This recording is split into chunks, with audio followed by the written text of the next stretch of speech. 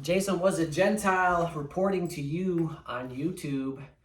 I'm wearing the Team Jesus jersey because I'm drawing a line in the sand and I'm on the court, which is the world. And I'm on Team Jesus. That's my team. So I have to share with you what happened. I want to share with you what happened at the gym this morning.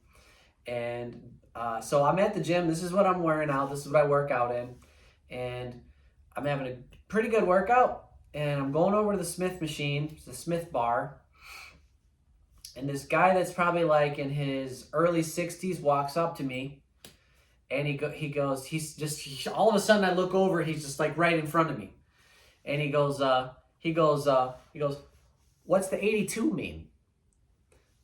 And I go, oh, 82 is the year that I was born. I said, yeah, that's when this whole thing got started. And that's when this whole thing got started, is what I said. And then he goes, oh, I go, yeah. And I go, this is a jersey. I'm on the court. And this is my team. And the world is the court. And I said, I've been on and off the court my whole life. And I've been mostly off the court.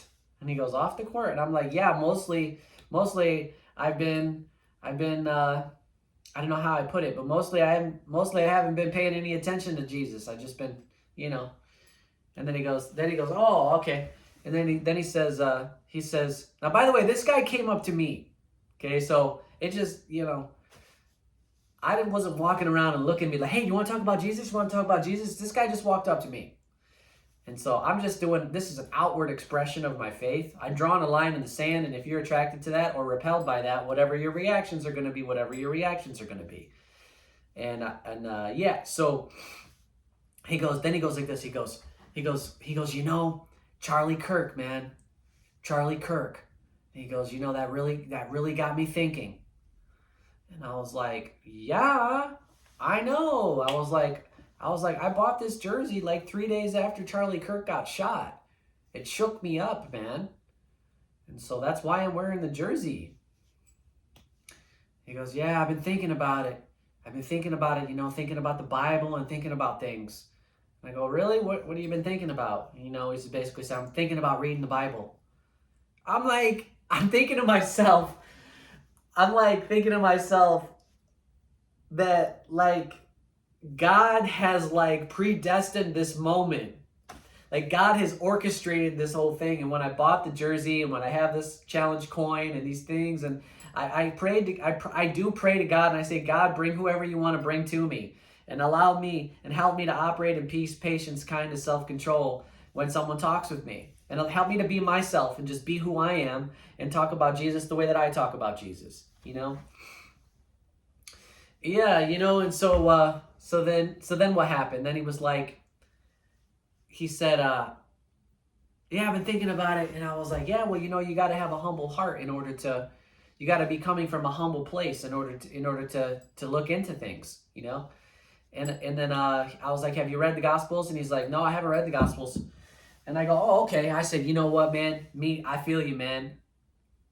Everything he said, I was basically like, I understand where you're coming from because I've been there. And he was like, the thing is, when I read the Gospels, I gave my life to Jesus around 31, 32 years old as an adult.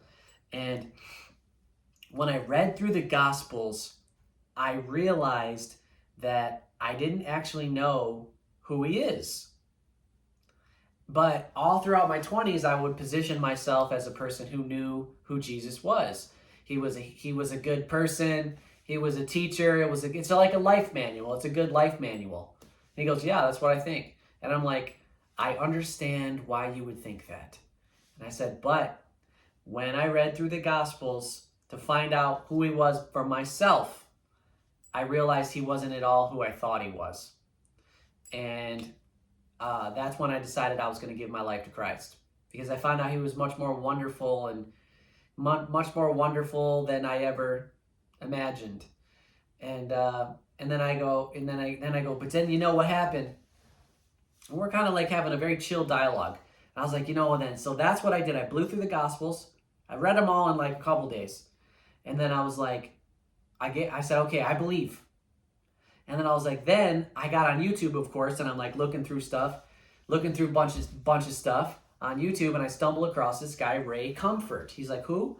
And I'm like, Ray Comfort. He's a street preacher in Huntington Beach, California. And he's basically standing there preaching to people, and people are getting mad at him, calling him crazy, all sorts of stuff. You know, I'm thinking, when I start looking at him, I'm thinking he's just like a crazy Christian, you know?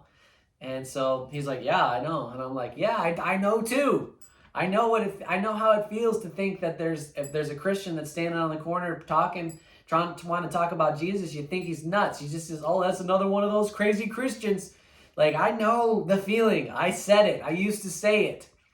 Now I'm running around with a Jesus jersey, okay? I get it, you know? And that's the approach I took with this guy. I was like, nah, I get it. And I was like, but he was talking with this person on the street, and he asked the person if the person would be willing to take the good person test. And so, okay, so I took the good person test as he was doing it, you know, giving it to someone else, which is good because it was passive. I was able to watch the video and not be the one on the street, but just be there. So I could take the good person test without anybody knowing. He's like, okay, sure. And I was like, do you want to, I said, let's you and me, I'm talking to this guy, at the gym. He's in his early 60s, kind of cool, you know, and kind of humble, but, you know, and I'm like, let's do the good person test together. He's like, okay. And I go, so in the Bible says that all those who have sinned fall short of the glory of God and deserve God's judgment. So it's something, that's what I said, you know, but I think there's room for improvement with tightening that up, like actually doing the exact quote. I don't think that's the exact quote, but the sentiment is right. That if you've sinned, you're a sinner. And, you know, I didn't say that word to him, though. I didn't say sin to him. I said, if you know, all those who have sinned fall short of the glory of God and deserve judgment. I said, so let me ask you a question, and I'll ask myself the same question. I was like, I'm doing it. I'm actually doing it with this guy. And I'm having my heart is racing. My hands could easily shake, and I could lose my cool easily. But I'm just standing here with a Jesus jersey on, and I'm having courage, like Charlie Kirk. So I go, where do you think you're gonna go when you die? And then he says to me, you know, I believe that we're all like energy, and like we're energy, and we'll all like, you know, like it's all energy, and we'll just be going back into like this greater, like kind of like pool of energy, you know. And I go, okay. I said, okay, yeah, no, I totally get that. I said, I totally get I totally get that point of view. I understand where you're coming from. And then I said, what if there was a heaven and a hell? What if there was a heaven and a hell? Where do you think you would go if you died? And he goes, you know, I don't believe in heaven and hell. I said, I get it. I totally get it. But what if there was? Because what Ray Comfort does is he appeals to your conscience. So if you get into an intellectual debate, that's where Charlie Kirk used to live. He used to live in an intellectual. I'm not interested in getting into these big intellectual debates with people, but I am willing to appeal to your conscience. And so I said, well, what if heaven and hell was real? Where do you think you would go? And he goes, you know, I think for a while I probably would go to hell. He goes, but I'm trying to make up for it now. And so I'm spending this time of my life making up for it. And so because of that, I hope I'm going to go to heaven. And I said, okay, I'm with you. I get it. I totally get that, man. That's really, and I said, you know, it sounds to me like you're wanting to pursue a pure and righteous life. And that is so beautiful. And I said, I want a pure and righteous life too, finally. You know, and that's so beautiful, man. So I think that's so cool that you feel that way. That's what I hear when I hear you saying that. Purity and righteousness. And to make up for it. I understand where you're coming from, is what I said. And I said, let's do the good person test. You up for it? Okay, yeah. We'll both do it. I said, have you ever lied? And I said, God's standards, let's take the 10 Commandments, okay? God's law. God has a standard for what is good. We have our own standard that we create for ourselves for what is good, but God has a standard for what is good, and let's use God's standard. So have you ever lied? He goes, yeah, I have lied. And I go, me too. I've lied a lot. I said, well, what do you call someone who has lied? He's very bright and quick. He goes, a liar. I go, okay, me too. Okay, I'm a liar too. Number 2, have you ever stolen anything? And then he kind of goes, I've done it all, man. I've done it all. Everything. I've done it all. Everything you could think of, I've done it all. And I go, me too. I've done it all, man.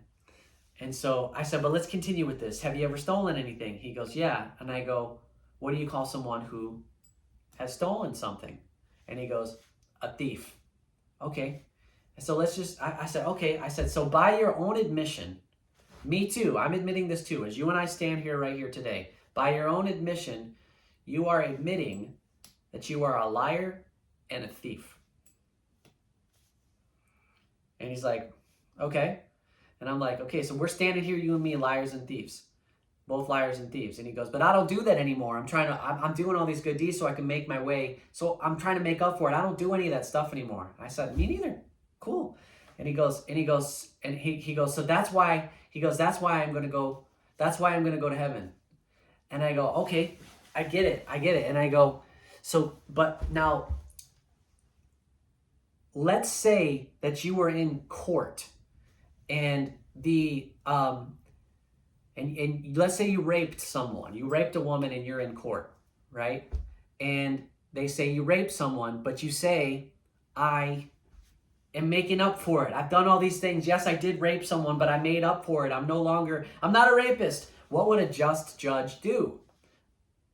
I said, what would a just judge do? You would receive punishment. And he had this aha moment. He was like, yeah, I guess I would. And I was like, that's where Jesus and the cross comes into play, right? So that's why I say blowing through the Gospels. You got to get through the Gospels and understand who Jesus was to get a grip on what's up with the cross. What's up with that? And I go, so you're in court. You're admitting that you're guilty. So when you're in court, Jesus' death on the cross is a redemption for sin. So he steps in. He gives you a get out of jail pass. That's what he did when he died on the cross. You receive a get out of jail pass and you get to skate because of it. He goes, see, that doesn't work for me. I feel like I got to work for it. I said, that's the beauty of the cross is you don't have to work for it. It's just a free gift. All you have to do is accept it. And then he goes, yeah, but people, people, they get off track and then they do all these things, and so it's like, yeah, I don't like that, man. I don't like that. It doesn't work for my mind. It doesn't work the way I think. It doesn't work. I got to continue doing my good deeds. And I was like, I agree with you, man. And I was like, but that's where the following comes into play. So you read the Bible, you understand who Jesus was, what he said, what he was about, and then you believe in your heart and profess with your mouth that Jesus is Lord. At that moment, you inherit everlasting life. That's your ticket to heaven. Boom, right there. But then it's the following. It's the understanding who he is. And the more you understand who he is, you begin to take on the mind of Christ. So that's what following is. It's taking on the mind of Christ. And as you take on the mind of Christ, your own mind begins to change. You're a new creation. Your own mind begins to change. And then you have different deeds that take place because of that. Your deeds change, right? And so those deeds are called the fruits of the Spirit. That's what's on this coin. The fruits of the Spirit. And then I said, because I've been carrying this coin around for weeks, I have this memorized, man. And I said, I didn't have the coin at that time, but I have them memorized, man. And I was like, and some of the fruits of the Spirit are peace, patience, kindness, joy, self-control, forgiveness, love, perseverance. These are some of the fruits of the Spirit. And these things just work through you as you take on the mind of Christ. So that's the following. So there you go. If you're pumped on works, that's what the works look like. So as you follow him, that's the kind of stuff that takes place in your life. And that was the conversation. And he said, he said at a time, he was like, I don't like that word sin.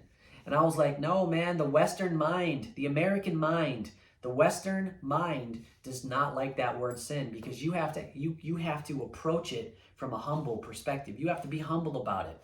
You got to approach it with a humble heart. And, our country, the USA, other places too, probably, man in general, but from what I see in Western America and Western society, is everyone's got this big ego, and everyone's trying to be number one, and everybody's trying to be rich, and everyone's, wants to be famous, and, everybody's alone, and everybody's isolated, and don't know how to be in community. That's what I'm seeing. And so you don't want to approach things. You don't want to approach Jesus with a humble heart. Approach the Gospels with a humble heart. And you have to have a humble heart in order to admit that you've sinned. And he was humble enough. He was humble enough for sure. And so that's what it was, guys. And then I hugged him. He introduced him. My name's Marshall. And now I think he said his name was Marshall. I said, my name's Jason. We shook hands. And then I gave him a hug. He's a little overweight. I gave him a hug and I said, man, you blessed me so much. And then I walked away, and then it hit me. What was this? What the heck was that? This guy just popped up out of the blue, and I said all the right things. And my heart was racing, and I prayed to God. I said, God, please give me an opportunity to give me an opportunity to share Jesus and to represent Jesus properly in peace and love and patience and kindness. And I did it.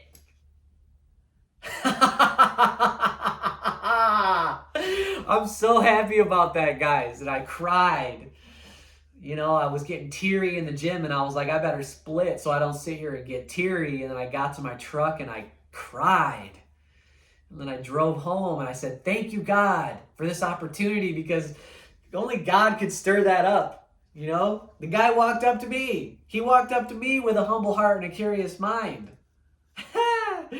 That's all God, man. I mean, what else could it be? To me, I'm like, to me, it was just like God. Sometimes things happen in your life, like I think when you're walking in the Spirit, it's just like, oh, God wants me to do this. It's just obvious. Is it a thought? I don't know what it was, but things are just happening. And it's like, that was just one of those things.